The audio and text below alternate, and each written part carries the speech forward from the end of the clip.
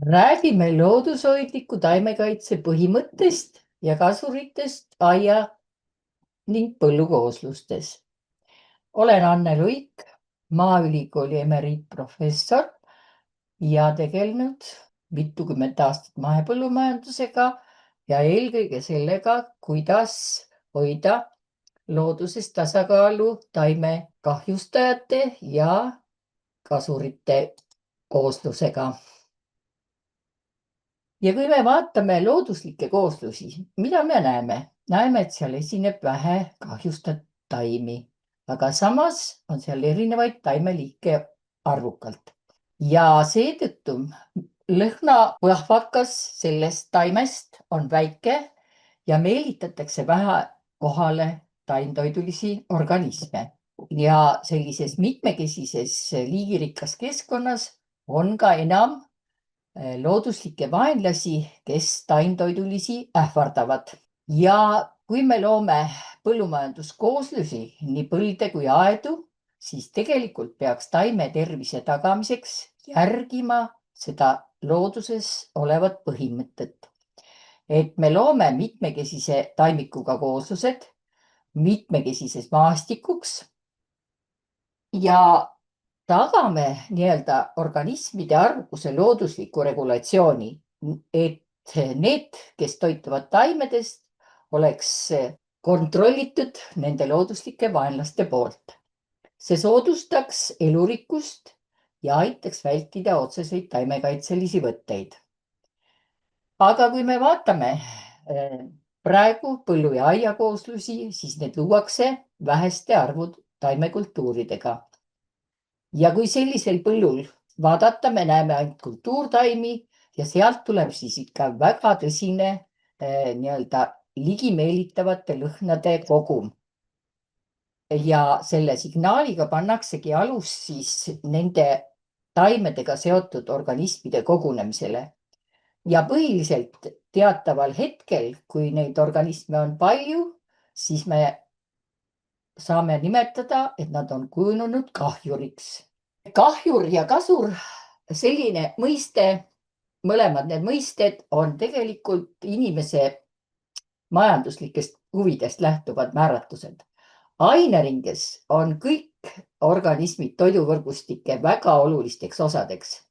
Ja kui seal üks lüli langeb välja, siis juba see põhjustab häireid koosluste talituses.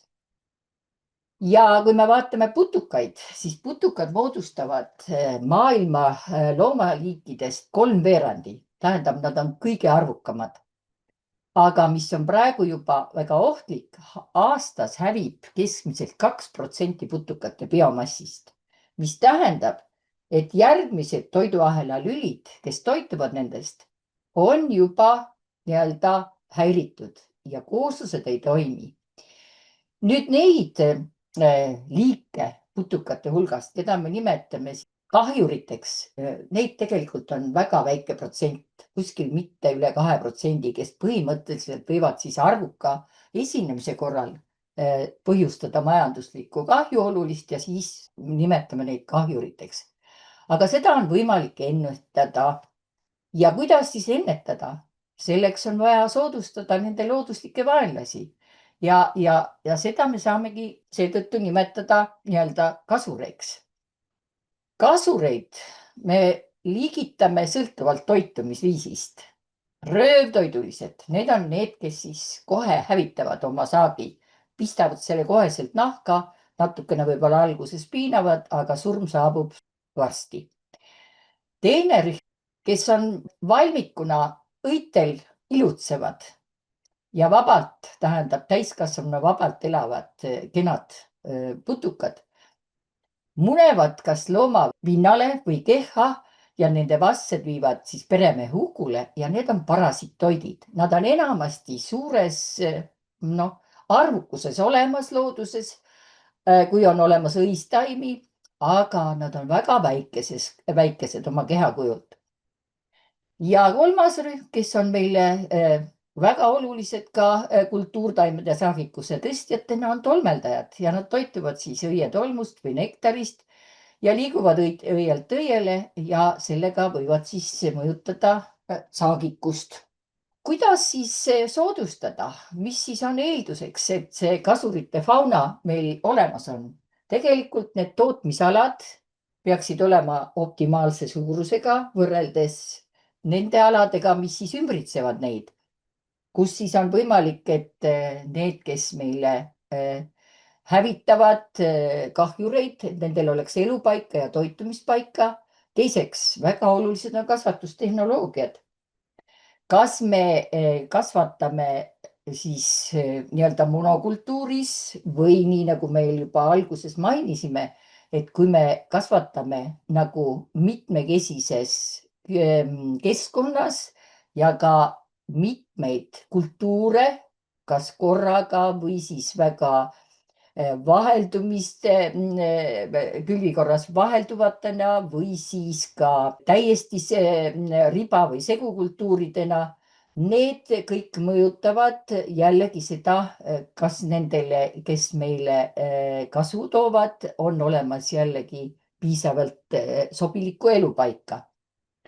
Ja kindlalt üks kõige olulisemaid asju ongi see, kas äärealad, mis ümbritsevad meie tootmist, on nii-öelda liigirikkad ja seal on õitsvaid taimi, sest väga palju meie jaoks kasu toovad olevused käivad teataval eluajal toitumas õitel. Ja selle tõttu see õitsemise nii-öelda konveier oleks väga hea, kui see oleks meie aedades ja ka aedade ümbruses ja põldude ümbruses ja see säiliks. Nii, ja kui me nüüd hakkaksime siis vaatama otsast, kes on siis meil need olulisemad rühmad, kellest tõepoolest sõltub taimtoiduliste putukate arvukus, siis esimene ja väga oluline põlluhuntide rühm on jooksiklased. Need on mardikad, kes siis on tumedakehalised, saledad, hästi pikkade jooksujalgadega, liiguvad väledalt ja nende hulgas on ka Eesti kõige suurem mardikas näiteks on nahkjooksik, see on 6 sentimeetrit suur, aga see on muidugi haruldane. Neil on väga uhked siis need suised, väga võimsad ettepoole suunatud lõuad, mis siis surutakse ohvri kehasse ja nad on väga aplad, nad söövad kõiki endast väiksemaid ja vahest söövad ka, kui ei ole siis head toiduobjekti, siis pistavad ka liigikaaslase nahka isegi.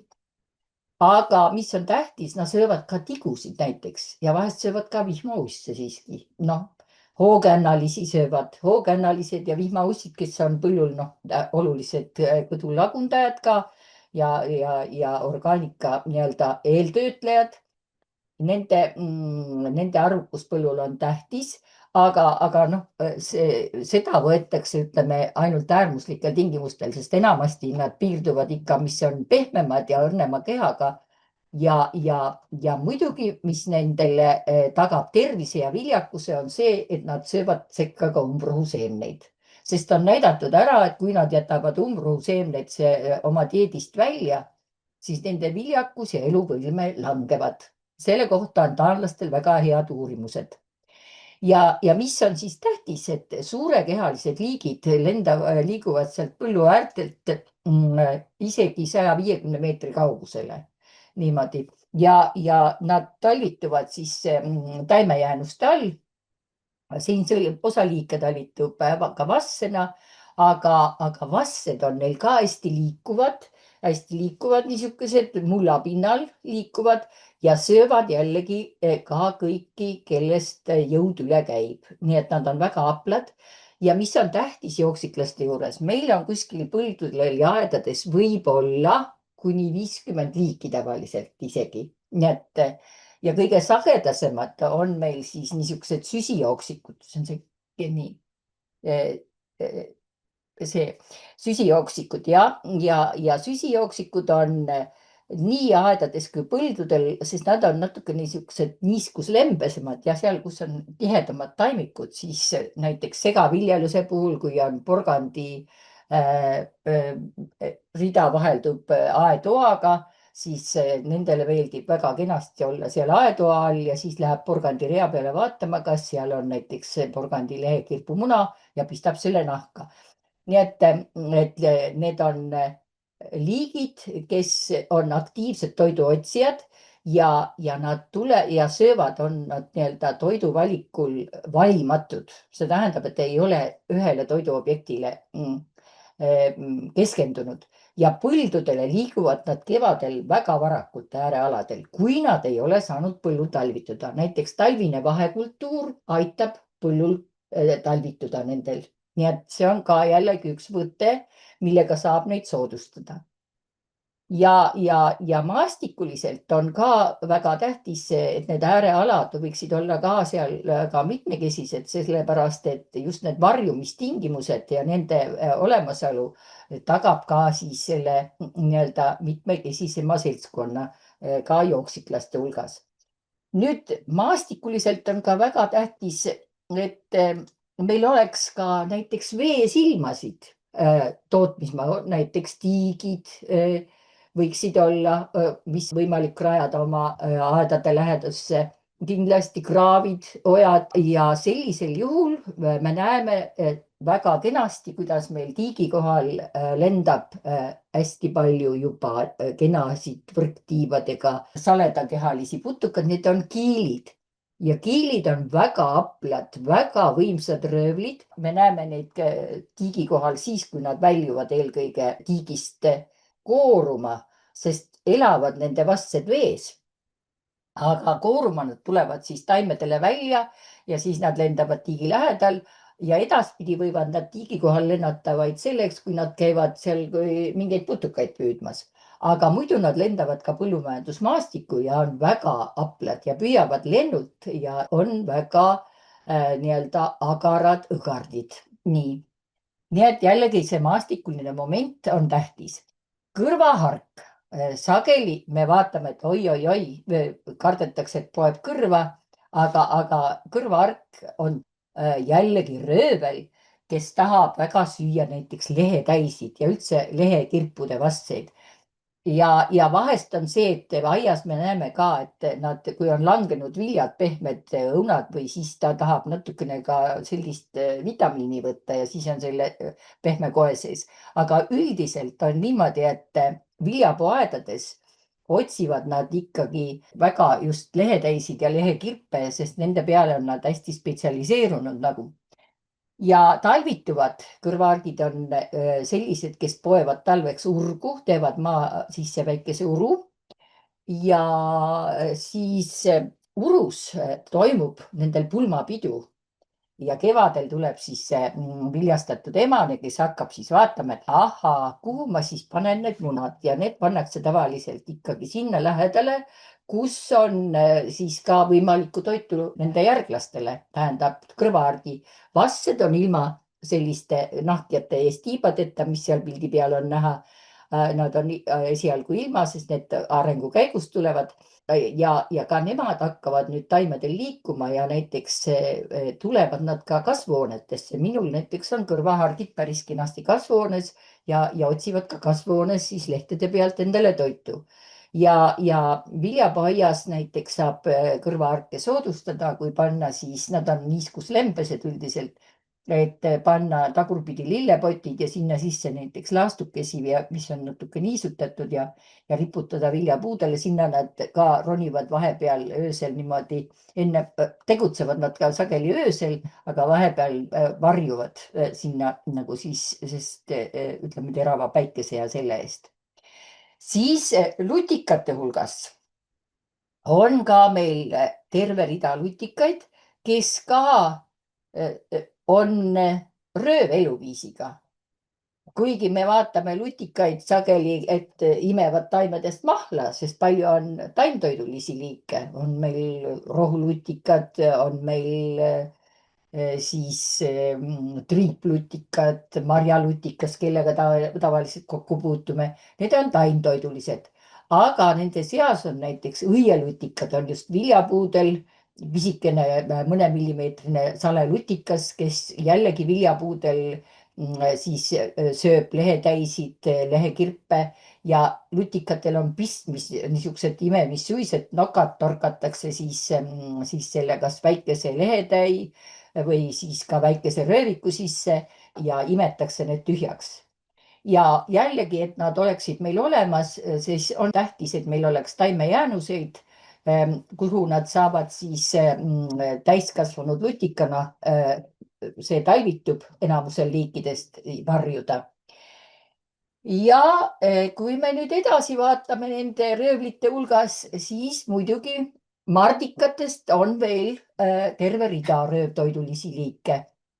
Üks huvitav rühm, kes meenutab oma välimuselt siis kõrvaharki, on lühitiiblased. Nendel on ka tiivad, ongi olemas need eestiivad, mis on lühikesed, selle all on tegelikult ka kilejad lennutiivad, aga on nad suhteliselt väikesemad liigid, tumedakehalised ja toituvad jällegi ka putukatest, endast väiksematest putukatest. Vahest mõni liik toitub ka kõdunevast sellist orgaanikast, nii et on ka mullatekkeprotsessides oluline seltskond. Ja talvituvad nad ka siis kas maapinnal taimejäänuste all või mullas. Nii et jällegi seesama asi, et me mullahäiringut võimalikult minimeerime, saame sellega hoida seda seltskonda põllu peal. Ja jällegi siin need talvised vahekultuurid aitavad ka nende olemasolu toetada. Nii, siis väga tore ja kaunis seltskond on pehmekoorlased. Nad on natukene niisugused ehmesete kattetiibadega mardikad, enamus kuskil seal niisugused sentimeetri suurused, aga mõned isendid ja mõned liigid on ka kuni paari. Ja nemad on üldiselt õitel niisugust õietolmu nautivad, aga samas söövad nad ka väga meelsasti nii-öelda liha, see tähendab taimedelt toituvaid putukaid.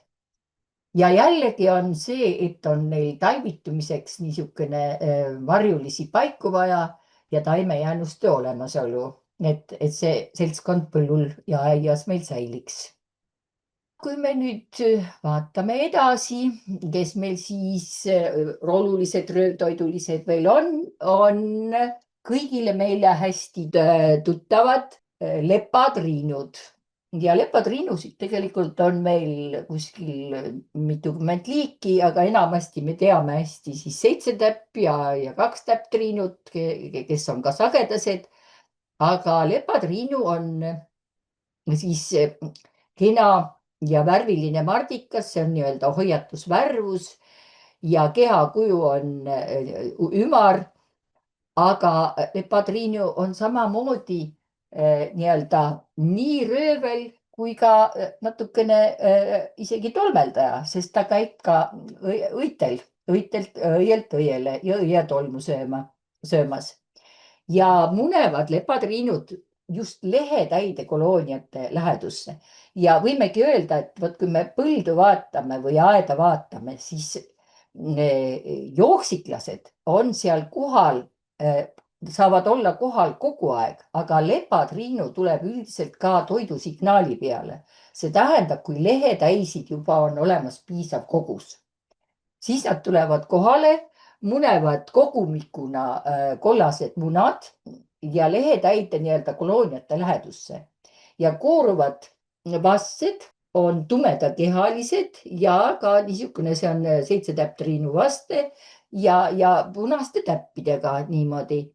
Ja ei tohi lepatriinu ei vastset ega tema nukku, mis on nüüd siin alumisel pildil, mis on juba siis rohkem punane ja natukene nii-öelda mustade laikudega, meenutab pisut kartulimardika tõuku. Ja sageli ongi niimoodi, et põllul inimesed, kartulipõllul on näinud, et korjatakse ära lepatriinu nukud kartulimardika tõugu pähe. Nii et ei tohi segi ajada, sest nukk on liikumatu, aga kartulimardika tõugul on ilusti 3 paari jalgu, 6 jalga ja ta on liikuv. Nii. ja mis on tähtis lepatriinude jaoks? Lepatriinud talvituvad mardikatena lehtpuudel, kogumikud, neil on talvitumiskogumikud ja seetõttu jällegi me rääkisime, et äärealad on tähtsad oma õistaimiku poolest, aga äärealad on see nii-öelda maastikuline mitmekesisus on ka tähtis, sest puude ja siis hekkide olemasolu seal tootmisalade ümbruses, see annab jällegi võimaluse näiteks nende talvitumiskogumike moodustamiseks. Nii.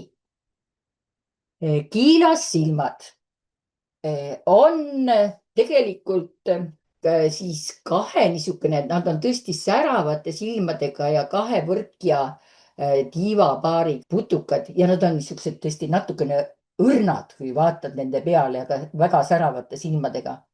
Ja nad käivad ka õitel maiustamas, aga seejärel otsivad taimelehtedel koha jällegi sinna, kus on mingisuguseid võimalikke toiduobjekte. Tähendab, putukate maailmas tulebki meeles pidada. Enamuses nende vastsete toitmise jaoks nad valivad munemiseks koha, mis on siis nende toiduobjekti lähedal. Nii.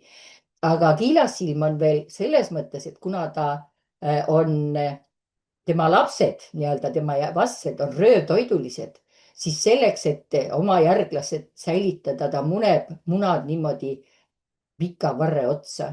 Need on pika varre otsas, sellepärast, et vältida seda kannibalismi, et need munad nahka pistetakse. Munadest kooruvad tõesti väga aplad kiilassilma lapsed, vastsed. Nendel on väga tugevad suised. Nende suised on sama suure tugevusega, kui me vaatasime neid õudsaid jooksiklaste lõugu niimoodi. Ja need surutakse ka siis vasse kehasse ja võidakse ka päris suuri näiteks liblikaröövikuid kahjustada. Ja nii, et ohverputukas on, muidugi eelistavad nad väiksemaid, aga kui on ikka nälg, siis püütakse ka suuremast jagu saada.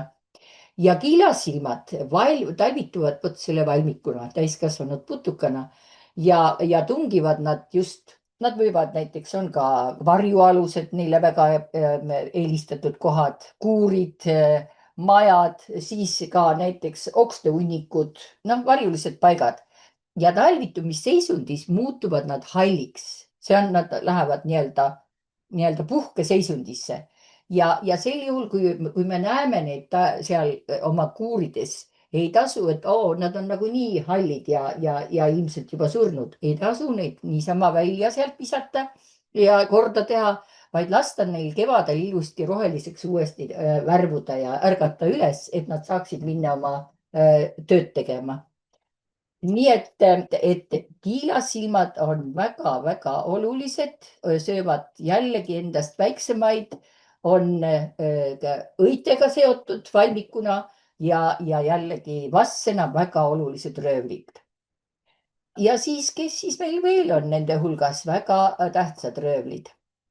Väga tähtsad röövlid on muidugi meie jaoks sageli tüütud herilased, sest sügise poole on ju, kui herilased oma pesas on lõpetanud selle järglaskonna tootmises, tekib palju hulkureid ja igal pool nad tulevad meile vahest nii toidu sisse, joogi sisse ja tulevad marju kahjustama ka.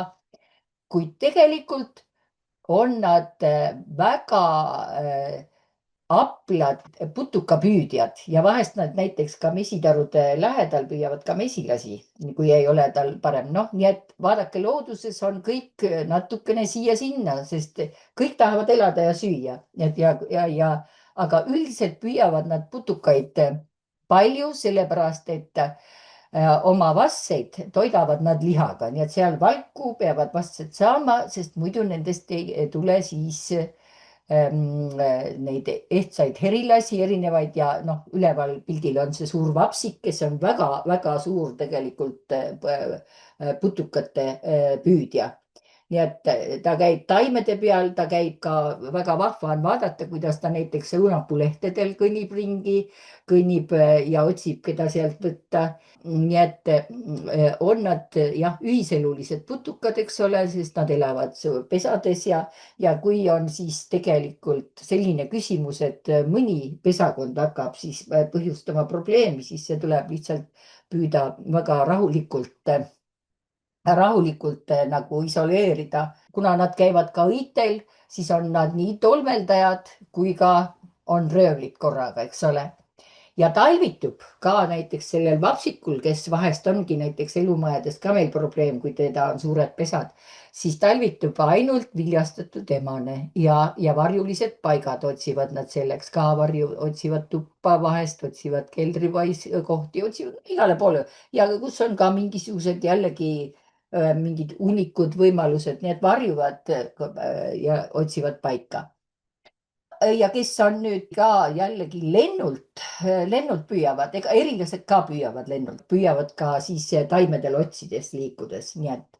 Aga röövkärblased on siis niisugused tõesti karvase kehaga ja suhteliselt suured kärbsed, suhteliselt suured ja neil on ka niisugused karvased jalad. Ja siin me näeme ka, kuidas röövkärblane näete sööb ühte mardikat.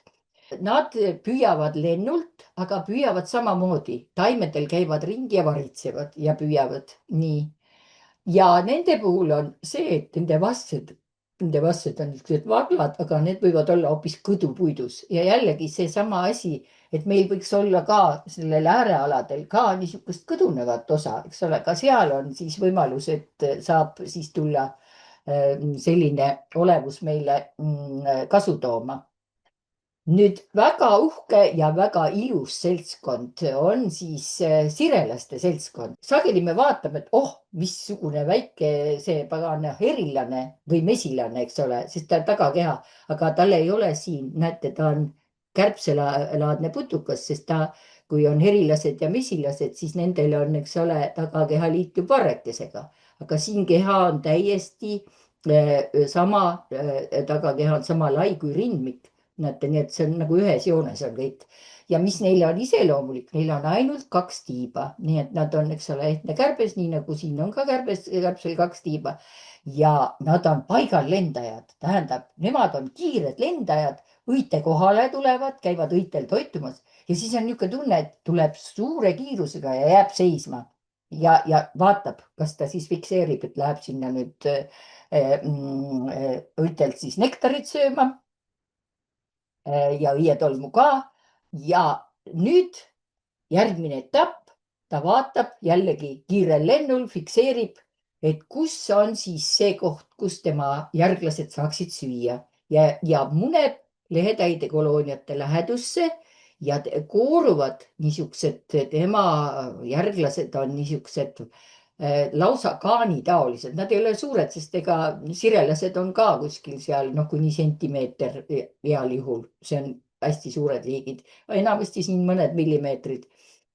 Nii et, aga need vaglad on ka siin sentimeeter, 1,5 võivad olla, sõltub liigist.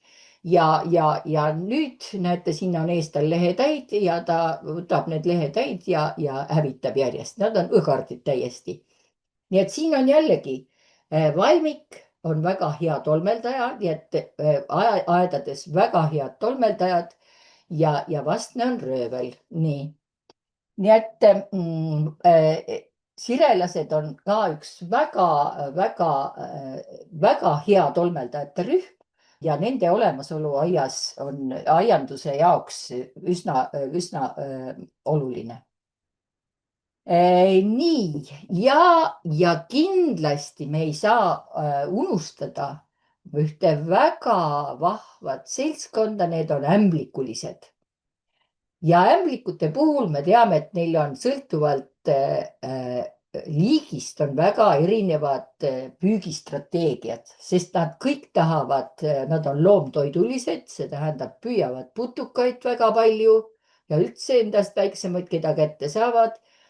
Aga üldiselt on nad põhipõhjaliselt putuktoidulised, osa nendest teevad võrku, eks ole, panevad võrgu ülesse ja alles hiljaaegu, kui meil oli see viimane vananaiste suvi, siis me nägime, kui toredad ämblikuvõrgud olid ja ämblikuvõrkudes oli ka kenasti putukaid, kuigi tänavu on olnud suhteliselt kehva putuka-aasta, sest ei ole olnud putukate jaoks piisavalt sooja, sest aasta on tagasihoidlike temperatuuridega olnud. Nii, ja ämblike puhul näete osa seal krabiämblik ja huntämblik ja need on varitsejad ja nii, et nendel on väga erinevad strateegiad. Ja nende jaoks on ka jällegi tähtis, et neil oleks varjumispaika talvitumiseks, sest siin on ka erinevad liigid eri nõudlustega selles suhtes. Ja ämblike puhul nende roll, ütleme, putukate hävitamisel on väga-väga suur, nii et Eestis tegelikult me kahjuks ei ole väga palju seda otsest ämblike mõju uurinud, sest ämblike uurijaid meil Eestis on vähe või õigemini puuduvad.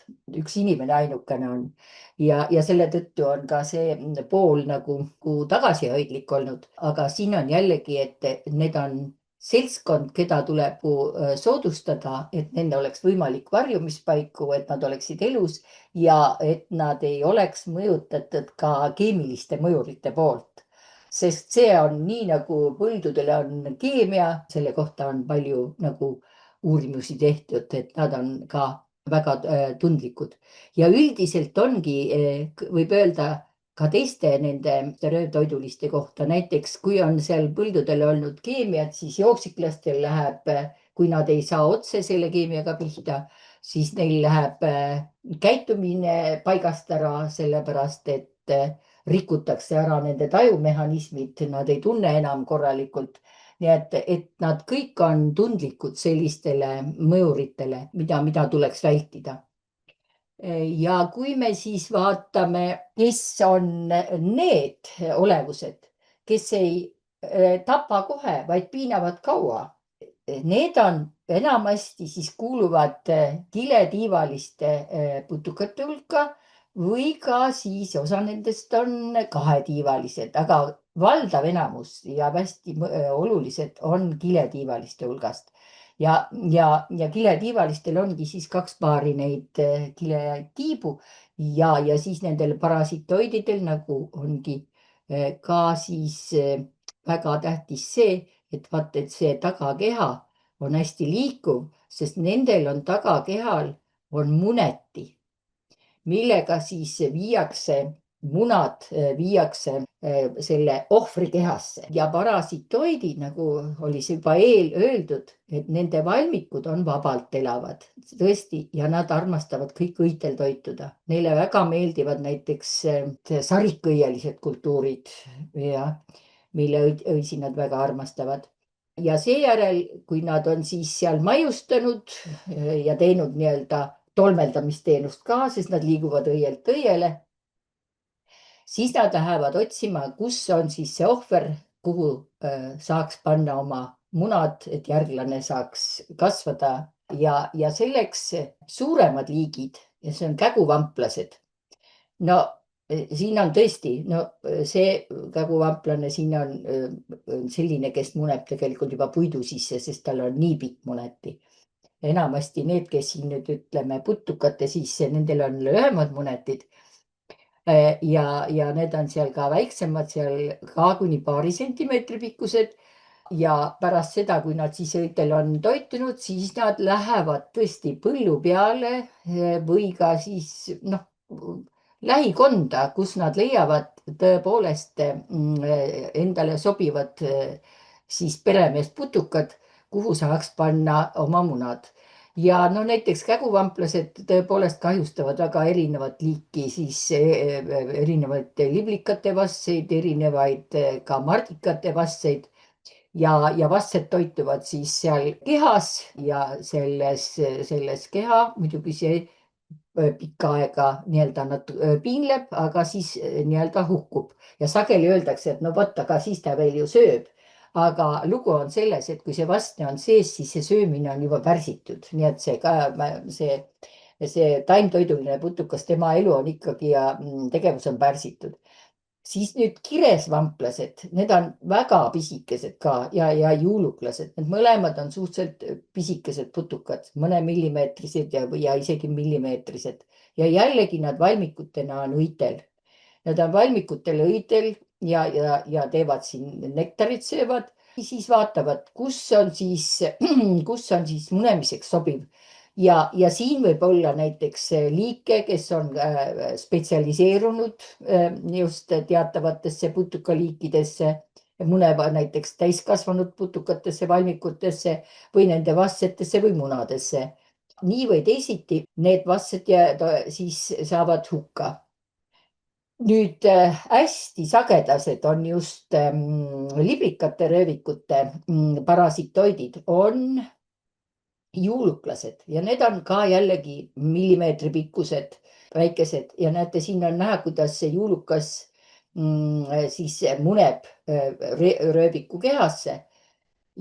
Aga enne kui ta munema hakkab, nendel kõikidel on selleks, et nad saaksid nagu sugu küpseks, nendel parasitoididel on see õitel toitumine äärmiselt vajalik. Nii et nad teevad nii-öelda tolmeldamisteenust ja samas siis nüüd järgmine etapp on see, et nad lähevad siis taimtoidulise putuka kehasse ja siin on näha, kuidas kapsaliplika röövikust tulevad välja siis kapsaliplika juuluka juba nüüd näete nukkunud pupaariumid, tähendab, mis on kapsaliplika juuluka puhul veel eriti oluline, ta muneb algul ühe muna, aga see paljuneb nagu tekib sellest ühest munast saab nagu palju järglasi, see paljuneb veel kehas. Nii et näete, missugused strateegiad on eri liikidel.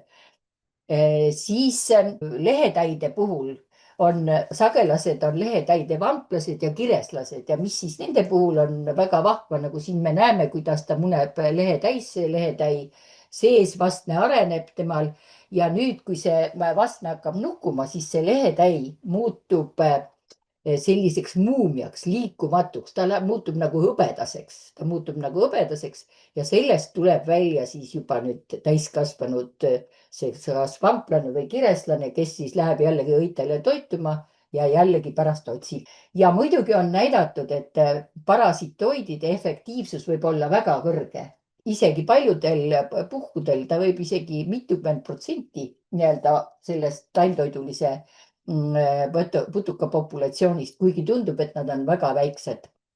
Nii, siis on veel kenad parasitoidid ka vastsekiinlased. Need on niisugused karvased õitel nektarist toituvad kärbsed ja nemad eelistavad siis muneda kas siis oma selle toiduobjekti, kas siis lutikate, põrnikate või mingite ebaröövikute kas peale, kui nad saavad, või lähedale, toiduobjekti lähedale. Ja siis nüüd on sel juhul, kui see munast koorub vastne, siis tema agressiivselt tungib siis selle peremehe kehasse ja toitub selle arvelt ja viib hukule. Kägukärblased on jällegi ka, miks nad on sellised nimi, nad on niisugused naljaka käitumisega, hästi heleda jassaka kehaga karvased kärbsed ja nemad võivad ka jällegi õhus natukene lennul püsida paigas. Ja õie kohal ongi, et ta surub oma kärsa õie sisse toitumiseks niimoodi.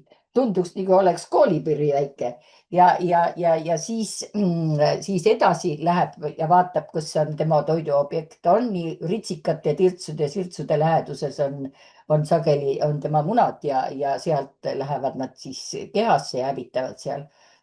Nii, ja nüüd nende parasitoididega tegelikult levivad ka sellised looduslikud vaenlased, kes levitavad putukate haigusi ja nii või teisiti tähendab kogu see mikromaailm, mis on olemas nii taimede peal kui ka siis üldse looduses, siis need on olemas ka nii-öelda putukate haigustena ja nendeks on siis bakterid, seened ja viirused ja ka ainuraksed. Ja väga sageli need levitatakse parasitoidide munetiga, nii muidugi nad levivad ka sageli saastunud toidu pealt kuskilt. See, et nad hakkaksid peremehe populatsiooni mõjutama, see võtab tavaliselt aega, nende arvukus peab tõusma piisavalt kõrgele, et nad siis päriselt populatsiooni reguleeriksid. Ja kes meil siin on, siis bakteritest tavalisem on Bacillus thuringiensis, mis siis ka jällegi putukakehas põhjustab siis nagu haiguse ja putukas läheb hukule. Siis viirushaigused on olemas ka putukatel. Ja nii nagu inimene kannatab viirushaiguste tõttu, kannatavad ka putukad. Aga siin on nüüd tuumapolühedroosi viiruse näide, sest viirus, nii nagu ka inimesel, eks ole, ta tungib rakku, seal ta paljuneb, viib rakud hukkumisele. Ja jällegi siin on näha, kuidas liblikaröövik on kaotanud siis selle viirushaiguse tõttu oma nii-öelda kehakuju ja ongi hukkumas. Ja viirused levivad siis juba nakatunud putukate kaudu ja samuti ka jällegi levitavad parasitoidid niimoodi. Ja looduses nad mängivad kindlasti arvukuse reguleerimisel ka rolli. Nii. Ja mida mitmekesisem see kooslus on, seda suurem on ka nende mitmekesiste nii-öelda ainuraksete olemasolu. Ja siin on siis pildi peal meil üks nii-öelda spoorid, need on siis nosematoosi põhjustajad. Nosematoos on ka, tekitab siis nii-öelda kõhulahtisust putukas. Ta levib siis ka nii putuka väljaheidetega, parasitoididega, ka nakatunud toiduga, nii. Ja jällegi putukad hukkuvad selle tagajärjel. Nii et need on, mis levivad või kes levivad, ei saa öelda, mis, sest see on kõik elu ju. Ja kes on meil looduses olemas ja nende arvukus on tavaliselt ka jällegi siis kõrgem sellistes kooslustes, kus on mitmekesist taimikut. Ja nagu me nüüd eelnevalt vaatasime, siis väga paljud nii parasitoidid kui ka röövtoiduliste seas olid nii-öelda tolmeldajad, sest tegelikult ongi nii, et nad teevad nii ühte teenust kui teist teenust. Aga nüüd tolmeldajate hulgas kõige, eriti kui aianduse poole me vaatame, kus see tolmeldamise pool on väga tähtis, siis on hästi tähtsad kevadiste ja varajaste tolmeldajatena on kimalased, eks ole. Ja kimalased tolmeldavad ka siis alustavad kevadel, sest talvitub viljastatud emane ja alustab kevadel varakult lendust. Ja talvitumised, kas siis on mullas näiteks hiireurgudes või teevad ise väikesed urud või pesad, eks ole, kus on nende pesad ka. Nii et on väga oluline, et see talvituskoht nendel on olemas. Ja nüüd kevadel nad hakkavad ju kohe otsima, siis see talvitunud emane hakkab otsima seda kohta, kus ta saaks toituda, sest tal on nüüd vaja luua perekond, üles töötada, eks ole, perekond, hakata munema, et oleks järglased. Ja mis on tähtis, meelest tuleb pidada, et kimalasel kui meemesilastel on astel ainult siis töömesilastel, siis kimalastel on astlad ka nii töölistel kui emal on ka astel. Ja tolmeldajate hulgas muidugi hästi tähtsad on veel siis ka liblikad ja kevadiste tolmeldajate hulgas on tähtsad just need liblikatena talvituvad liigid. Need on, kes siis jällegi on ju valmikuna nektarist toituvad, aga liblikana meil talvituvad koerliblikas ja päevapaabusilm. Ja kevadel on väga, esimene liblikas on ka ju lapsuliblikas, eks ole, aga koerliblikas ja päevapaabusilm alustavad kevadel varakult ja me näeme neid ka juunis veel ja siis me näeme jälle sügisel uuesti, sest nemad munevad kellele, see on nõges. Ja nõgese peal on nende niisugune pisut niisuguste ogadega röövikud toituvad seal ja jällegi see asi, et kui meil on aedades ka nõgest, siis see aitab meil hoida ka järgmist põlvkonda ja tolmeldajate olemasolu, nagu on siis ka need koerliblikas ja päevapaabusilm, kes ongi meil arvukamad nagu aedades ka. Talvituvad nad oksahunnikutes, kuurides, varjualustes, tähendab, ärgu olgu meil sellist ideaalset korda ja kõike väga ära koristatud, tähendab, tuleb luua võimalus, et saaksid leida endale talvitumispaiga. Nii. Ja nüüd kui me siis vaatame kasurite peale, siis ongi eelkõige see, et neil oleksid elu- ja talvituspaigad, eks ole, et oleks need ümbritsevad äärealad, kus on õistaimi, kus on ka puid ja põõsaid, nii, ja et rohustu säiliks, et ei niidetaks näiteks äärealasid sügisel, sest seal vaadake, kui paljud liigid vajasid seda rohustut, eks ole. Siis, et köögiviljapõllud näiteks, et meil on seal põllu peal seda rohkem mitmekesisust, siis seal oleks tarvis, et näiteks ka rajame seal näiteks iga 25 meetri järel õitsvate taimedega niisugused niinimetatud putukapangad, sest seal on jällegi nii röövlid kui parasitoidid. Nii et viljapuuaedades, marjaaedades, et alustaimik oleks mitmekesine ja et me seda ei niidaks niimoodi ära, et me võtame toitumistingimused ära enne, kui et need kasurid saavad oma aias oma töö teha. Ja loomulikult ikkagi, et näiteks köögiviljanduses, et meil oleks seal sega- ja mitmeaastaseid kultuure, mis aitavad hoida seltskonda põllul. Külli korras see, et on meil talvised vahekultuurid, mis aitavad ka mullaviljakust tõsta ja teiselt küljelt soodustavad kasureid, kes põllu peal saavad aja mööda saata.